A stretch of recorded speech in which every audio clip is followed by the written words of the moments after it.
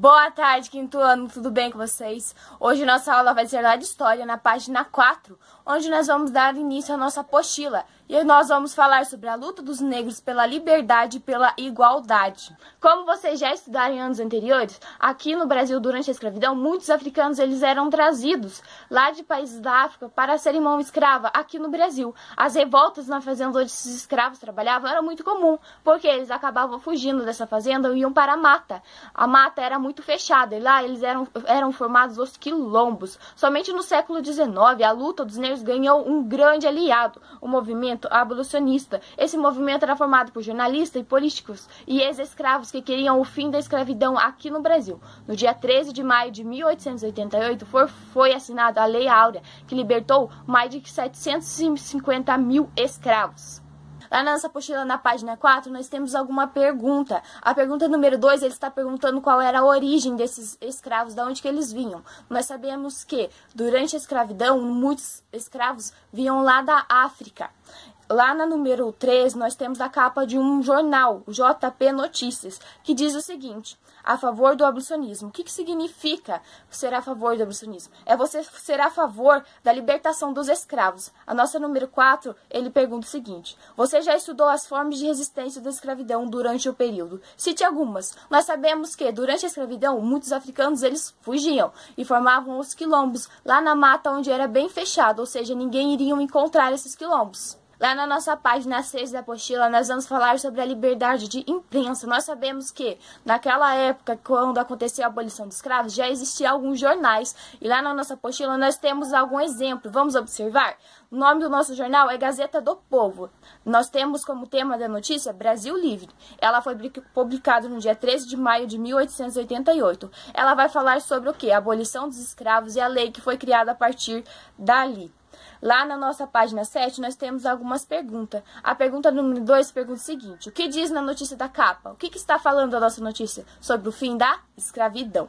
Na número 3, ele pergunta: o que significa quando uma notícia aparece na capa do jornal? Atualmente, quando alguma notícia vai parar bem na capa do nosso jornal, o que significa? Significa que ela é muito importante?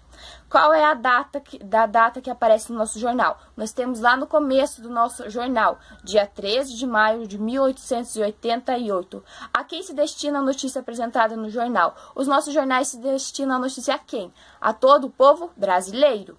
A número 6 pergunta: na sociedade da época, todos tinham acesso à informação trazida no jornal? Explique. Tinham acesso? Não. Por quê? Porque muitas pessoas naquela época não sabiam nem ler. Esse é um exemplo dos nossos escravos. Na número 7, ele pergunta: e nos dias de hoje, todos têm acesso à educação? Vocês vão responder sim ou não com um X. Na seguinte que nós temos, ele pede o quê? Para você fazer um desenho de como que a sua família tem acesso às informações, qual o meio de comunicação. Lá na nossa apostila, na página 8, nós vamos falar sobre a herança da escravidão. Com o fim da escravidão, os senhores de escravos eles não aceitavam. E muitos ex-escravos não sabiam o que fazer. O que acontecia? Eles voltavam a trabalhar para esses senhores de escravos. E outros acabaram se mudando de cidades, acabando sem receber pelo tempo que foi trabalhado. O que acontecia? Aí surgiu as nossas primeiras favelas. Lá na nossa apostila, nós temos um exemplo, o Morro da Providência. Porque esses escravos eles não tinham dinheiro para construir sua moradia. E acabaram ocupando áreas irregulares aqui do nosso Brasil. Esses fatores contribuíram para que a população negra seja discriminada até hoje. Nós sabemos que aqui no Brasil o racismo é considerado um crime pela Lei 7.716, assinada em 1986. Essa lei ela estabelece algumas punições para as pessoas que praticam a discriminação, seja de raça, de cor e etnia e religião. Lá na nossa apostila, na página 8, ele pede para você fazer uma pesquisa sobre a situação negra na sociedade atual e o que precisa ser mudado. Lá na nossa página 10 da apostila, nós vamos falar sobre a cidadania indígena. Nós sabemos que por muito tempo os indígenas foram considerados um grupo que precisava ser civilizado. O que isso significa? Eles precisavam abandonar as suas crenças, as suas tradições e a sua cultura para seguir a cultura europeia. Com isso, o que aconteceu? Os nossos índios eles começaram a se isolar. Somente na década de 1960, os indígenas passaram a ser considerados cidadãos, tendo direito. Assim surgiu a FUNDAI, a Fundação Nacional do Índio, para garantir esses direitos. Atualmente, o que acontece? Os nossos índios, eles lutam pela sua preservação da terra e pela sua preservação das suas culturas, porque atualmente as terras dos nossos índios, eles têm sido invadidos. Lá na nossa apostila, na página 10, nós temos uma pergunta. Na sociedade atual, quais os problemas enfrentados pela população indígena brasileira? Nós sabemos que são as invasões da terra e o desrespeito à sua cultura. Na página 11, o que vocês vão fazer? Nós temos um depoimento de uma indígena sobre a importância da água para os povos nativos do Brasil. Vocês vão ler esse texto e vão responder a nossa pergunta número 1, número 2, a número 3 e a número 4, ok? Lá na nossa página 12 da apostila, nós vamos falar sobre a participação dos negros indígenas na história cultural e política do Brasil. Nós sabemos que a cultura brasileira ela é muito diversificada, porque nós recebemos diversas influências ao longo do tempo. Os africanos e seus descendentes também contribuíram para a formação da nossa cultura, através da sua língua, dos seus costumes, da artes, culinária que receberam influência deles. Lá na nossa apostila, nós temos alguns representantes indígenas e descendentes reconhecidos aqui no Brasil. Vocês vão fazer a leitura deles e lá na pergunta número 1, ele pede o seguinte: para você identificar elementos da cultura brasileira que tiveram influência dos indígenas e dos africanos. As nossas línguas, os nossos costumes, a nossa culinária e de alguns ingredientes até da nossa culinária vieram lá junto dos nossos africanos e indígenas. Durante a visita que as crianças fizeram ao jornal JP, o que eles perceberam? Que ao longo da nossa história, a população brasileira, eles tiveram que lutar para garantir os seus direitos. Por mais difícil que tenha sido, o importante é que eles nunca desistiram. E agora, os nossos direitos que nós temos hoje são heranças deixadas por eles. E lá na página 14, ele pergunta: que direito você quer conquistar? Você vai me dizer um direito que você quer conquistar. Pode ser relacionado à nossa sociedade, à nossa escola ou ao seu bairro. E vai escrever lá no final da nossa apostila. Agora, nós vamos dar início ao nosso exercitando, lá na página 15. Nosso primeiro exercício, ele pede para assinalar com um X o que é correto afirmar sobre a luta contra a escravidão aqui no Brasil. Nosso primeiro quadradinho, ele fala o seguinte: o movimento abolicionista defendia a liberdade de todos os escravos e o fim da escravidão no Brasil. É verdadeiro, o movimento ele defendia que todos os escravos deveriam ser livres e eram formados por políticos, advogados e ex-escravos. O nosso segundo quadradinho fala o seguinte: os escravos não se mobilizaram e aceitaram passivamente o cativeiro. É verdadeiro, porque eles não aceitavam passivamente o nosso cativeiro. O que eles faziam? Eles fugiam para as matas onde formavam os quilombos. A nossa terceiro quadradinho: fugas, rebeliões e fundação de quilombos aconteceram em inúmeros expressivos no Brasil e foram fundamentais para o fim da escravidão. Sim, é verdadeiro, eles fugiam para a mata e formavam os quilombos. O nosso quarto e último: a partir da segunda metade do século XIX, no Brasil, foram aprovadas leis aos poucos para haver uma libertação da população escravizada. É falso, porque foi a partir de 1850 a 1888. A nosso segundo exercício, o que ele pede? Para relacionar a nossa primeira coluna com a segunda, dando continuidade às nossas frases. A primeira: no Brasil, variadas atividades econômicas usavam. O que usavam? A mão de obra escravas, de homens e mulheres. A nosso segundo: depois de muitas lutas, em 13 de maio de 1888, o que aconteceu? Foi assinada a Lei Áurea. As lutas e resistências dos escravos combinavam com o movimento abolicionista iniciado em 1808, ajudando a pôr fim na escravidão no Brasil. O nosso terceiro: em diferentes campos de cultura brasileira, como artes e modos de vida e a língua que fala o nosso país, há uma importante contribuição dos povos africanos e indígenas. Eles contribuem para a nossa formação cultural aqui no Brasil. Lá na número 13, o que ele pede? Para completarmos as frases que temos lá embaixo com as palavras que temos no nosso quadro, que são resistência, abolição, racismo e remuneração. Letra A: no final do século XIX, mesmo com o fim da abolição dos escravos, os negros continuavam a sofrer racismo. Os negros, mesmo com o fim da escravidão, eles continuavam a sofrer racismo. Infelizmente, sofrem até hoje com o racismo e o preconceito. Letra B: os escravos tiveram que fazer trabalho de baixa remuneração, pois se viram muitas vezes sem outras possibilidades. Lembra que nós estudamos que, com o final da escravidão, os senhores escravos não aceitavam e eles acabaram não recebendo pelo trabalho feito ou ganhavam muito pouco. Letra C: no Brasil, a abolição de escravos foi um processo que envolveu muitas lutas e resistência. Para os escravos se libertarem da nossa escravidão, o que aconteceu? Eles tiveram que lutar muito, tiveram que resistir, tiveram que fugir das nossas fazendas e fazer os seus próprios quilombos. Lá na nossa número 4, o que nós vamos fazer? Nós vamos completar essas frases e depois nós vamos achar elas lá no nosso caça-palavra. A nossa letra A fala o seguinte: os são os povos que viviam nas terras brasileiras antes das chegadas do colonizador europeu. Quem que vivia aqui antes da chegada do europeu? Os indígenas. B. A Constituição de 1888 reforçou o reconhecimento dos direitos indígenas sobre as suas terras, tradições e costumes. Lembra que a Constituição de 1888, o que ela fez? Ela reconheceu o nosso índio como um ser que possui direitos. Aí foi fundado a FUNAI. A letra C. Uma das lutas atuais dos indígenas é pelo reconhecimento de suas demarcações de terra. O que acontece? Muitas das nossas terras dos nossos indígenas, elas são invadidas por fazendeiros e pela população. Letra D. As reservas indígenas são áreas demarcadas, reconhecidas como pertences a esse grupo. E. A terra é a parte da cultura e tradições dos povos indígenas. O que vocês vão fazer? Vocês vão achar essas palavras agora lá no nosso caça-palavra, ok?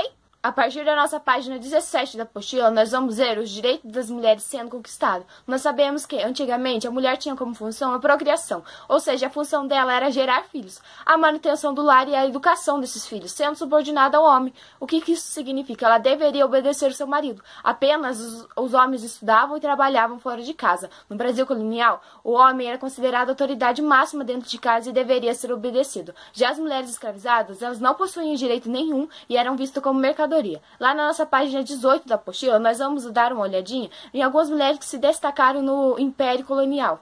Na página 18, nossa primeira imagem é de Nízia Floresta. Ela era defensora dos direitos femininos. Em 1838, abriu a primeira escola só para meninas. A nossa segunda imagem é de Ana Justina Ferreira. Ela foi a primeira enfermeira brasileira. E a nossa terceira e última imagem é de Maria Quitéria de Jesus. Ela foi a primeira mulher a se alistar no Exército Brasileiro e a se tornar soldada. Nós vamos voltar lá na página 17, onde nós vamos ver o que acontece nesse capítulo. As crianças, elas continuam o seu caminho, o seu passeio pelo jornal. Encontram Rafaela, uma jornalista, e lá eles começam a falar sobre as conquistas das mulheres. Marina fala o seguinte: as mulheres sempre tiveram um papel muito importante na história do Brasil e do mundo.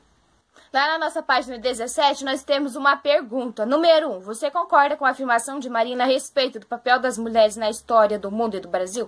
Por quê? Vocês concordam com essa afirmação? Lembre-se que nós, mulheres, sempre lutamos por esse direito e atualmente temos um papel decisivo na nossa sociedade. A número 2 fala: você conhece exemplos de mulheres que têm ou tiveram um papel importante na história do mundo e do Brasil? Lá na página 18, lembre-se que nós vimos 3 exemplos.